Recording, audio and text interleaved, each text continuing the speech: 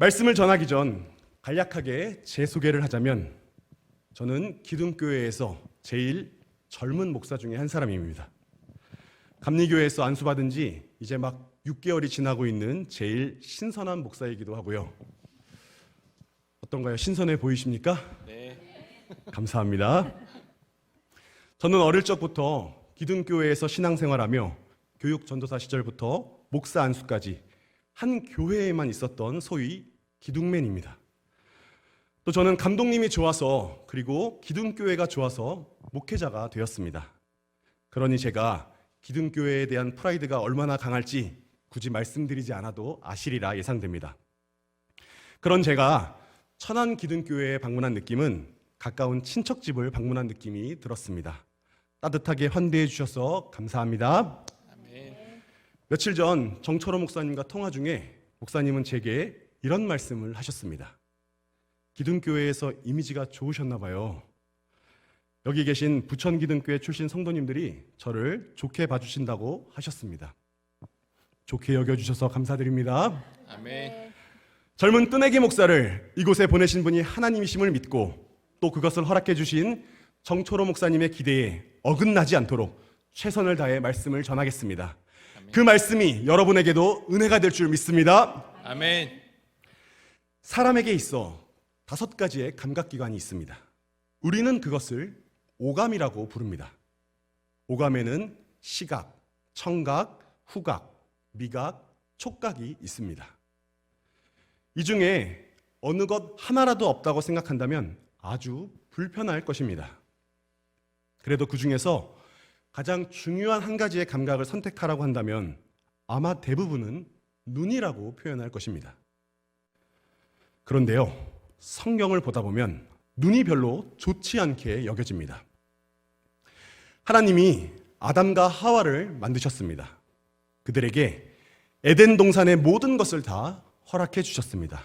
단 동산의 가운데에 있는 선악을 알게 하는 나무의 열매는 먹지 말라고 하셨습니다. 그런데 어느 날 뱀이 나타나 하와를 꼬시는 겁니다. 동산 중앙에 있는 나무의 열매 선악과 있지? 그거 먹어도 돼. 먹어도 안 죽어. 심지어 그거 먹으면 하나님처럼 될 수도 있다. 뱀의 말을 들은 하와가 그 나무를 보았습니다. 우리 화면을 보고 같이 한번 읽어보겠습니다. 시작.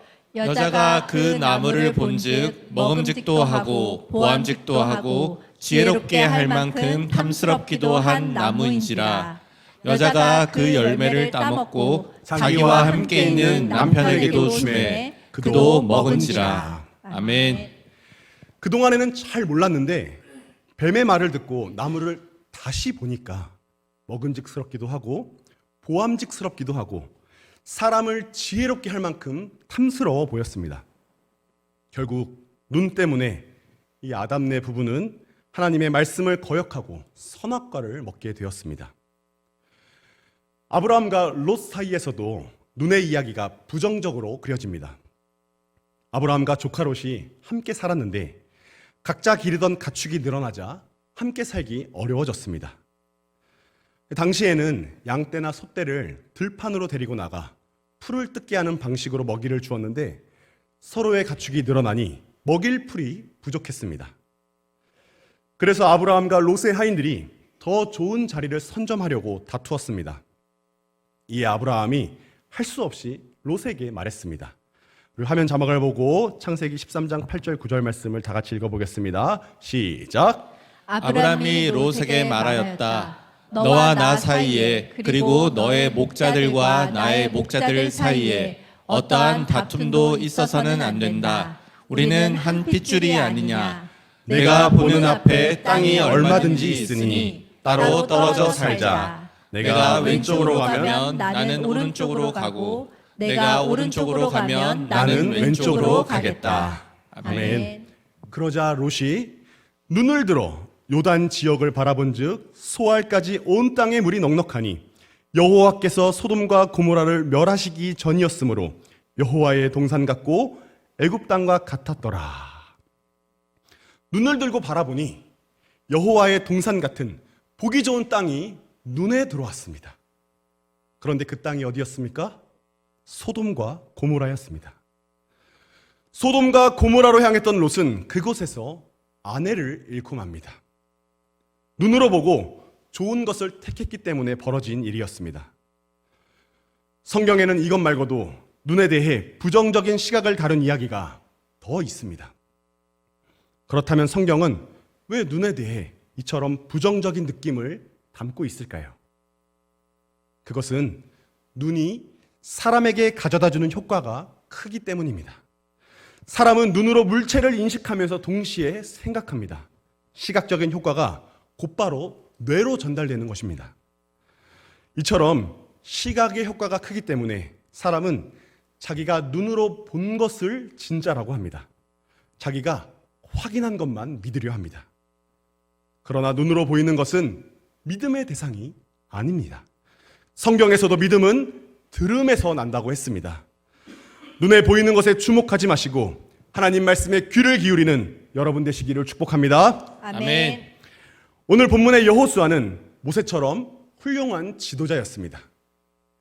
이 여호수아의 지도력으로 이스라엘은 가나안 땅을 차례차례 정복했고 이후 그들은 땅을 분배받았습니다. 하나님 말씀에 순종하며 하나가 된 이스라엘은 다른 나라가 보기에 두려운 나라였습니다. 그러나 여호수아가 죽고 난 뒤부터 이 이스라엘에 문제가 생겼습니다. 급기야 그 문제는 하나님의 진노를 불러일으켰습니다. 어떤 문제가 발생했을까요? 이스라엘이 정복한 땅에는 원래 가나안 사람들이 살고 있었습니다. 그들은 농사를 짓고 살았는데 농사를 지을 때 곡식이 잘 자라려면 물이 필요합니다. 다른 말로 비가 필요한 것이죠. 이 가나안 땅에 비를 내려다주는 신의 이름이 바알이라는 신입니다. 바알이라는 이름의 신은 자주 들어보셨을 것입니다. 이스라엘이 가나안 땅을 정복해 나갔습니다. 땅을 정복한다는 말은 그 땅을 기반으로 정착해서 산다는 말이기도 합니다. 이스라엘은 원래 양떼를 치며 사는 유목민족이었는데 가나안 땅에 정착해서 살다 보니 점차 농경사회로 바뀌게 되었습니다. 농경사회로 진입한 이스라엘은 가나안 민족과 마찬가지로 비가 필요했습니다. 여기서 문제가 발생했습니다. 비가 필요하다 보니 이스라엘 사람들이 보기에 하나님보다 비를 내려다주는 바알이 더 좋아 보였습니다. 지난날 하나님께서 이스라엘을 출애굽시키며 보여주셨던 그 수많은 기적들, 홍해를 가르고 하늘에서 만나와 메추라기도 내려주시고 거의 모든 전쟁에서 승리하게 해주신 하나님보다 바알이 더 좋아 보였습니다. 이 노예에 불과했던 이스라엘을 세상 모든 민족이 두려워 벌벌 떨게 만든 민족으로 삼아주셨는데 왜 하나님보다 바알을 더 매력적으로 느꼈을까요? 그 이유가 성경에 이렇게 기록되어 있습니다. 사사기 2장 10절입니다. 다 같이 읽겠습니다. 시작. 그 세대의 사람도 다 그 조상들에게로 돌아갔고 그 후에 일어난 다른 세대는 여호와를 알지 못하며 여호와께서 이스라엘을 위하여 행하신 일도 알지 못하였더라. 아멘. 이스라엘을 이끌던 여호수아가 가나안 땅을 다 정복하지 못하고 죽었습니다.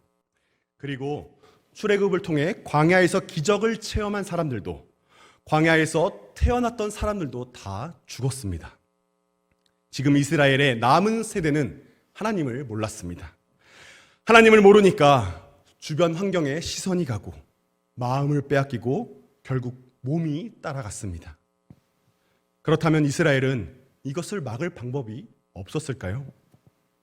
리더 여호수아가 죽고 나서 속절없이 이스라엘도 무너져야 했던 것일까요? 아닙니다. 그들이 무너졌던 가장 큰 원인은 하나님의 말씀을 듣지 않았기 때문입니다. 내 하나님 여호와께서 그들을 내게 넘겨 내게 치게 하시리니 그때 너는 그들을 진멸할 것이라. 그들과 어떤 언약도 하지 말 것이요 그들을 불쌍히 여기지도 말 것이며. 아멘. 진멸이란 무찔러 모조리 죽여 없앤다는 뜻이 있습니다. 애초에 하나님은 이스라엘에게 가나안 땅을 넘겨주실 것이라 약속하셨습니다. 대신 그 땅에 들어가 그곳에 머무는 가나안 민족을 다 죽이실 것을 명령하셨습니다. 왜요? 가나안 민족이 남아 있으면 그들의 민족과 혼인도 하게 될 것이고, 그러다 보면 그들이 섬기는 우상도 섬기게 될 것이고, 결국 하나님을 떠나 살 것을 아셨기 때문입니다. 이스라엘은 하나님 말씀을 듣지 않았습니다. 전쟁에서 이겼으면 됐지 뭐 다 죽일 필요가 있나 라며 하나님의 생각보다 내 생각을 앞세웠습니다. 그래서 살아남은 가나안 민족을 노예로 부렸습니다. 농경사회에서는 일손이 많이 필요합니다. 하나님의 명령대로 가나안 민족을 죽일 바에야 일꾼으로 삼는 것이 훨씬 더 합리적으로 보였습니다. 그러나 그 결과 이스라엘은 가나안 문화에 흡수되어 바알을 섬기게 됐고, 하나님은 그런 이스라엘을 벌하셨습니다. 오늘 설교의 제목이 들어야 산다라고 했는데, 듣는다는 것은 단순히 듣는 것으로 그치지 않습니다. 듣는다는 것은 그 말씀을 지켜야 듣는 것이 됩니다. 자녀에게 오늘 일찍 집에 와라고 이야기했습니다. 네 라고 대답한 자녀가 밤 늦게 들어오면 그게 말씀을 들은 것인가요? 안 들은 것인가요? 귀로 듣기는 들었습니다만 실천을 안 하니 제대로 들은 것이 아닙니다. 이 이스라엘도 하나님의 말씀을 들었습니다. 그러나 하나님의 말씀을 듣고 실천하지 않았습니다. 하나님께서 가나안을 진멸하라고 하신 게 단순히 듣고 이해하라고 말씀하신 게 아닙니다. 말씀을 듣고 행하라고 알려주신 겁니다. 하나님 말씀을 내 마음대로, 내 편의대로, 내 입맛대로 골라 들으시면 안 됩니다. 하나님의 말씀을 내가 원하는 대로 골라 듣게 되면 매우 심각한 일이 발생합니다. 오늘의 본문 다음 단락에서 여호수아가 죽는 장면이 나옵니다. 그리고 그 다음 단락의 제목이 이스라엘이 여호와를 버리다라는 제목으로 기록되어 있습니다. 여호수아가 죽고 불과 한 단락 사이에 이스라엘이 하나님을 버렸습니다.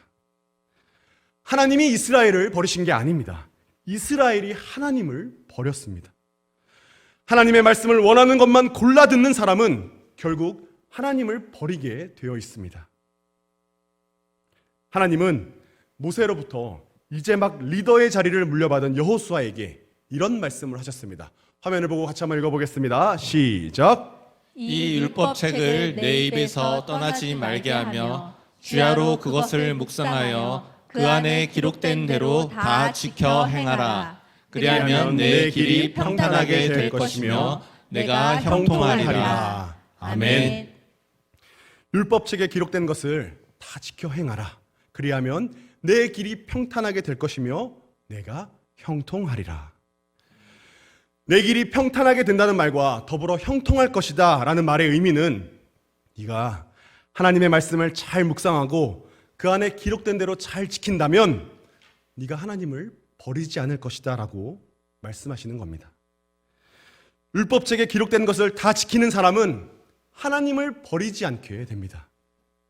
세상 끝날까지 하나님을 떠나지 않는 삶이야말로 평탄한 길을 걷는 삶이고 형통한 자의 삶인 줄 믿습니다. 아멘. 기록된 대로 다 지켜 행하라는 하나님의 말씀이 우리 가슴에 깊이 새겨지기를 축복합니다. 아멘. 그러기 위해 우리가 해야 할 일이 한 가지가 있습니다. 우리의 신분을 정확히 밝히며 사는 일입니다. 신분을 밝히며 산다는 것은 그 신분에 어울리게 사는다는 말과 같습니다. 즉, 그 신분에 책임을 지는 것이죠. 제가 사역하고 있는 부천 기둥교회에서 멀리 떨어지지 않은 곳에 별다방이라는 카페가 있습니다. 이 별다방에 가서 커피를 주문하면 직원들이 손님의 주문을 듣고 음료를 제조합니다. 음료를 다 만들고 나면 닉네임을 불러줍니다. 누구누구 고객님, 주문하신 음료 나왔습니다. 사람들은 직원이 불러주는 닉네임을 듣고 자기의 음료를 찾아갑니다. 사람들은 저마다 다양한 방법으로 본인의 닉네임을 설정하는데요. 제 원래 닉네임은 전도사였습니다. 여기서 문제를 한 가지 드려보겠습니다. 제가 목사 안수를 받자마자 제일 먼저 한 일이 있습니다. 무엇일까요? 네, 그래도 명색이 제가 목회자인데 먼저 닉네임을 바꿨을까요? 제일 먼저 하나님께 기도했습니다. 아멘. 그리고 전도사였던 닉네임을 목사로 바꿨습니다. 그러니까 제가 별다방에 가서 음료를 주문하고 나면 목사 고객님 주문하신 음료 나왔습니다라고 들을 수 있습니다. 제가 이렇게 닉네임을 설정하게 된 이유는 감독님의 설교 때문이었습니다. 지난날 감독님께서 그리스도인은 정체를 밝혀야 한다라는 그 말씀이 제 가슴에 날아와 꽂혔기 때문입니다. 이렇게 닉네임을 만들고 나니 재미있던 일도 있었습니다. 저희 교회 본당이 부천역에 있을 때 주일 아침이었습니다. 당시 저는 1부 예배를 마치고 지금 예배당이 있는 이 비전 성전으로 차를 타고 오던 길이었는데 중간에 별다방에 들려서 커피를 픽업해 오려고 했습니다. 주일 아침이니까 이렇게 멋있고 깔끔하게 잘 차려입고 갔습니다. 깔끔하죠? 아닌가요? 여느 날과 마찬가지로 전도사 고객님 주문하신 음료 나왔습니다 라고 하며 직원이 제게 커피를 건넸습니다. 커피를 픽업해서 가려던 찰나 직원이 제 눈을 쳐다보는 것입니다. 아니 나 결혼도 했는데 애도 있는데 왜 이렇게 빤히 쳐다보시지? 저와 눈이 마주치자 직원이 제게 한마디 건네는 것입니다. 교회 가시나 봐요. 아, 교회 다니시는 분인가 보구나 라고 생각하며 네, 교회 갑니다 라고 했더니 그 직원이 좋은 하루 되세요. 오늘도 화이팅이라며 제게 인사를 하는 겁니다. 저도 복된 하루 되시고 승리하세요 라고 하며 인사해 주었습니다. 정체를 밝혔더니 같은 신앙의 동지를 만날 수 있었습니다. 교육적인 측면에서도 이렇게 전도사라고 불리게 한 일을 잘했다 생각한 적도 있었습니다. 교회 근처에 이 별다방이 있으니 학생들과 또는 선생님들과 종종 들를 때가 있었습니다. 하루는 학생들과 회의를 마치고 이 별다방에 들렸습니다. 저희 일행이 주문한 음료가 나오며 직원이 전도사 고객님 주문하신 음료 나왔습니다라고 말하자 이 몇몇 학생들이 킥킥대고 웃는 것입니다. 그래서 야! 전도사가 웃음냐? 라고 속으로 생각했습니다. 학생들이 왜 웃었을까요? 여러 가지 이유가 있겠지만 교회 밖에서 본인이 그리스도인이라는 것을 그리 드러내놓고 살지 않기 때문입니다. 자신이 예수 믿는 사람이다라고 드러내놓고 사는 게 익숙하지 않기 때문입니다. 왜 그럴까요? 교회가 이 세상에서 환영받지 못하기 때문입니다. 세상에서 교회가 환영받지 못하기 때문에 교회에서 일하는 제 호칭이 우스운 겁니다. 그때 이 닉네임을 바꾸지 말아야겠다라고 다짐했습니다. 오히려 더 드러내놓고 살아야겠다라고 생각했습니다. 왜 그런 생각이 들었을까요? 여러분, 전도사 고객님, 목사 고객님, 주문하신 커피 나왔습니다라고 닉네임이 불리고 제가 커피를 받아갈 때 제 모습이 어떻겠습니까? 직원에게 함부로 대할까요? 아니죠. 세상에서 가장 친절하고 아주 나이스한 사람이 됩니다. 심지어 음료가 잘못 나온 적도 있었는데 그냥 가져갔던 적도 있습니다. 전도사라고 불렸는데, 목사라고 불렸는데 어찌 잘못된 행동을 보일 수 있겠습니까? 그런데요, 이게 목회자인 저에게만 해당하는 일일까요? 지금 이 자리에 계신 모두에게도 해당하는 일입니다. 우리 모두는 거룩한 성도로 부름받았습니다. 아멘. 성도는 어디에서도 친절해야 하고 어디에서나 나이스해야 합니다. 아멘. 저희가 올 한 해 죽게 하듯 하기로 결심하지 않았습니까? 죽게 한다는 것은 매사의 모든 사람에게 좋은 사람이 되어야 한다는 말입니다. 단 조건이 하나 있습니다. 우리의 신분을 정확히 밝히고 좋은 사람이 되어야 합니다. 예수님도 이같이 너희 빛이 사람 앞에 비치게 하여 그들로 너희 착한 행실을 보고 하늘에 계신 너희 아버지께 영광을 돌리게 하라고 그리 말씀하셨습니다. 아멘. 오늘부터 여러분이 만나는 모든 사람에게 나는 예수님을 믿는 사람입니다라고 알려주시기 바랍니다. 아멘. 그리고 할 수 있는 한 친절하고 나이스한 사람이 되십시오. 아멘. 그때 다른 이들이 그 착한 행실을 보고 하나님께 영광을 돌릴 것입니다. 아멘. 우리가 마땅히 이런 삶을 살아야 하는 이유는 여기 앉아 계신 모두가 하나님의 말씀을 듣는 자들이기 때문입니다. 하나님의 말씀을 듣기는 하지만 머리로만 이해하고 그치는 성도가 되면 안 됩니다. 진정으로 하나님의 말씀을 삶으로 드러내어서 그 일이 하나님께 영광이 되도록 해야 합니다. 모두가 그런 삶을 사시길 주님의 이름으로 축원합니다. 아멘. 기도하겠습니다.